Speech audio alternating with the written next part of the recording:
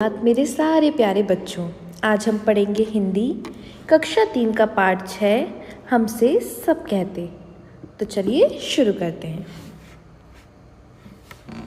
सबसे पहले मैं इस कविता के बारे में बताना चाहूँगी कि इस कविता के जो कवि हैं जिनने ये कविता लिखी है उनने क्या किया है, वो एक छोटे से बच्चे बन गए हैं। जैसे आप सबके सभी सारे बहुत प्यारे से बच्चे हो ना, वैसे ही कवि भी एक छोटे से बच्चे बन गए हैं। अब वो छोटे से बच्चे बन के क्या बोल रहे हैं वो हम सब ध्यान से सुनेंगे। तो चलिए शुरू करते हैं। नहीं सूर्य से कहता कोई, धूप यहाँ पर मत फैलाओ। कवि यहाँ पे बच्चा बन के कह रहे हैं कि कोई भी सूरज को क्यों नहीं कहता है कि जाओ, हमें तुम्हारी धूप की ज़रूरत नहीं है, हमारे यहाँ पे बहुत गर्मी है, तो तुम जाओ कहीं और पे धूप फैलाना। क्या हम सब या हमारे बड़े बोल सकते हैं ऐसे सूरज को? नहीं, हम में से कोई भी सूरज को कुछ भी नहीं बोलता है। सूरज का जब जहाँ मन होता है वो वहाँ पे धूप कर देता है, वो वहाँ पे गर्मी कर देता है, लेकिन कोई भी सूरज को कुछ नहीं बोलता।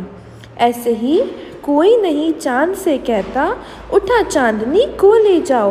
और जैसे सूरज को कोई कुछ नहीं कहता है, वैसे ही चांद को भी कोई कुछ नहीं बोलता है। चांद का जहाँ जब मन आता है वो वहाँ पे चांदनी कर देता है, वहाँ पे रोशनी कर देता है, और जहाँ मन होता है वहाँ पे अंधेरा। लेकिन हम कभी चांद को नहीं बोलते ना, या हमारे मम्मी पापा टीचर्स कोई भी बड़े चांद को कभी भी कुछ भी नहीं बोलते हैं। आगे बढ़ते हैं। कोई नहीं हवा से कहता, खबरदार जो अंदर आई।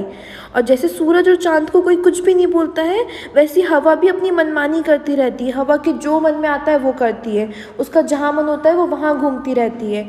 कभी हमारे कपड़े छत पे सूख रहे होते हैं तो वो उनको उड़ा के ले जाती है। कभी हमारे घर में आके हमारे घर का सामान फैला देती है। कभी जब हमें ठंड लग रही हो तो क्या होता है, वो और ज़्यादा चलती है तो हमें और ज़्यादा सर्दी लगती है। लेकिन वो इतना सब कुछ करती है, लेकिन हम तब भी उसे कुछ नहीं बोलते। कोई भी बड़ा उन्हें कुछ भी नहीं बोलता है, उसका जहाँ जो मन आता है वो करती है। बादल से कहता कब कोई, क्यों जलधार यहाँ बरसाई। और जैसे हवा को कोई कुछ नहीं बोलता है, वैसे ही बादल का भी जब जहाँ मन आता है वो वहाँ पे जलधार। जलधार का मतलब क्या होता है बच्चों? बारिश, मतलब पानी, बहुत तेज़ वाला पानी। ठीक है, तो जब बादल का जहाँ मन होता है वो वहाँ पे बारिश कर देता है, वहाँ पे बरस जाता है। पर कभी हम बादल को बोलते हैं क्या कि आज तो हमने हमारे यहाँ बहुत सारी बारिश कर दी है, हमारे यहाँ बहुत पानी हो गया है, तो चलो अब तुम जाओ। ऐसे बोल सकते हैं क्या? नहीं ना, ऐसे हम लोग उसको नहीं बोल सकते हैं। ना ही हमारे बड़े बोल सकते हैं, ना ही हम बोल सकते हैं। तो चलो आगे देखते हैं।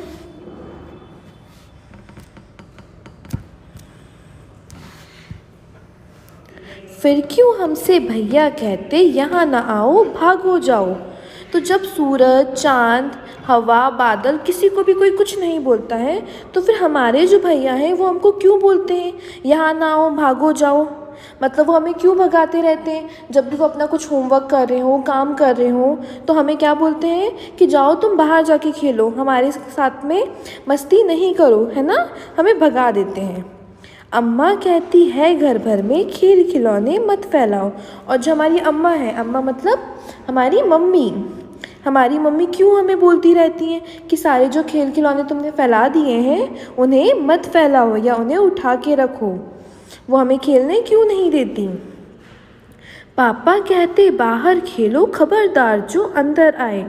पापा हमें क्या बोलते हैं? पापा जब भी कोई काम करते हैं या फ़ोन पे बात कर रहे हैं या फिर न्यूज़ देख रहे हैं, है ना, आपके पापा भी न्यूज़ देखते हैं, तो जब वो ये सब कुछ इम्पॉर्टेंट काम कर रहे हैं और हम लोग मस्ती करें, तो हमारे पापा क्या बोलते हैं कि जाओ बाहर जाके खेलना, अंदर शोर नहीं करो, खबरदार जो अंदर आए, मतलब अंदर आके मस्ती नहीं करो, जो भी तुम्हें करना है बाहर जाके करो। हम पर ही सबका बस चलता, जो चाहे वह डांट लगाए।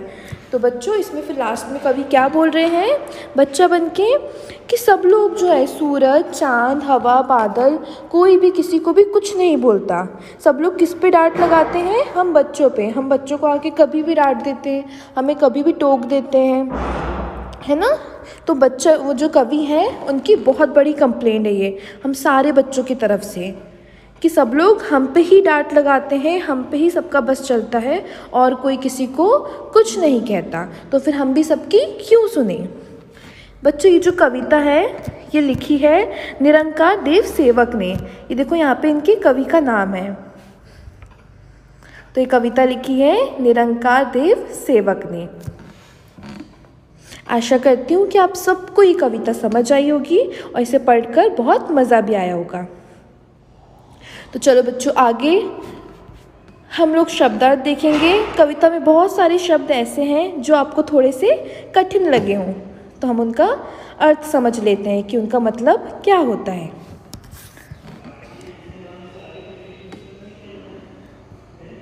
बच्चों, सबसे पहला है सूर्य। सूर्य मतलब होता है सूरज, सन, जो रोज़ मॉर्निंग में निकलता है और इवनिंग होते होते ढल जाता है ना, शाम होते होते जो ढल जाता है। सूरज, उसको हम क्या बोलते हैं? सूर्य। सूर्य मतलब सूरज। धूप, सूरज की रोशनी। सूरज से जो रोशनी मिलती है जिससे हमारी पूरी दुनिया में उजाला रहता है, उसे क्या बोलते हैं? सूरज की धूप या फिर सूरज की रोशनी। खबरदार का मतलब होता है सावधान। जलधार का मतलब, जैसे मैंने बताया, जलधार का मतलब होता है बारिश, तेजी से बहने वाला पानी। जो बहुत तेज वाली बारिश होती है उसे बोलते हैं जलधार। अम्मा, अम्मा यानी कि हमारी मम्मी, माँ। घर भर में, घर भर में का मतलब होता है कि पूरे घर में। हमारी मम्मी हमें मना करती है ना कि पूरे घर में, घर भर में मत खेलो या घर भर में खिलौने मत फैलाओ। उसका मतलब होता है पूरे घर में खिलौने मत फैलाओ। खिलौने, खिलौने तो हम सबको पता है, खेलने की चीज़ें। बस चलना मतलब ज़ोर चलना। बच्चों, बस चलना मतलब ये नहीं है कि जो बस चलती है जो आपको एक दूरी से दूसरी दूरी पहुंचा देती है, ये वो वाली बस नहीं है। बस चलने का मतलब होता है कि किसी का हम पर ज़ोर चलना, कोई हम पे हक जताता है, उसे बोलते हैं बस चलना। डांटना, डांटना मतलब होता है क्रोध में ऊंची आवाज़ में बोलना।